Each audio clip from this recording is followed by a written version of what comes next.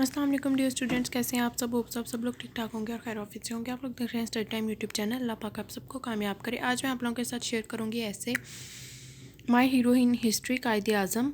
सबसे पहले इसकी कोटेशन है, lives of great man all reminders we can make our lives sublime and departing leave behind us footprints on the sands of time.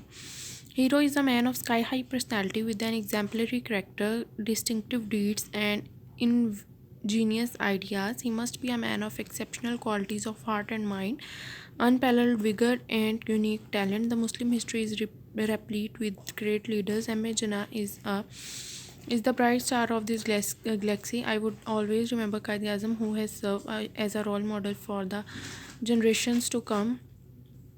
He is like a guiding star providing direction to the people of Pakistan. Quaid-e-Azam was born in Karachi on 25 December 1876. He was a very intelligent student.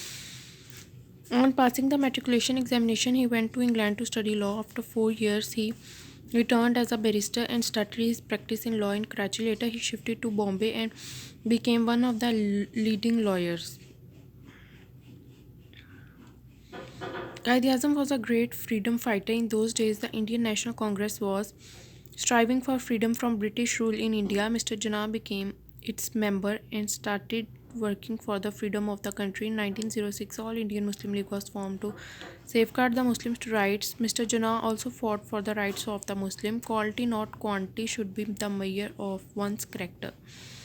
He believed in the cooperation and teamwork. The Muslim League and Congress fought for a common purpose against the British. It was mainly due to his efforts, and Lucknow Pact was signed by both the parties. The pact recognized the Muslim claim for a separate electorate, but the Congress was becoming entirely a Hindu lobby. So Quaid-e-Azam left the Congress when it refused to accept the reforms. Quaid-e-Azam was a dynamic leader. He devoted himself fully to the affairs of the Muslim League. He presented the demands of the Muslim in his famous 14 points at the Round Table Conference in London. Personality is to man what perfume is to flower.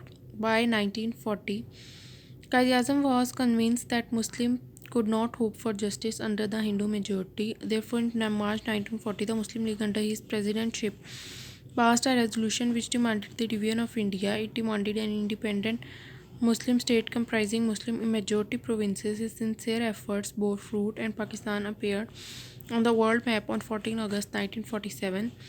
Quaid-e-Azam became the first Governor General of Pakistan. He worked hard day and night for the progress of the young nation. He didn't listen to the advice of his doctors to take rest and died on 11 September 1948. Quaid-e-Azam will always live in the hearts of Pakistanis as father of the nation. His words, faith, unity and discipline will always inspire the people in their struggle for nation building. A man of courage is also full of faith. तो dear student, ये था ऐसे जो मैंने आप लोगों के साथ शेयर किया है। होप सो आप लोगों को समझ आ गई होगी। कोई भी इशू है तो मुझे कमेंट सेक्शन में ज़रूर बताएं। अपना ख्याल रखिएगा, दुआ में याद रखिएगा। अल्लाह हाफिज़।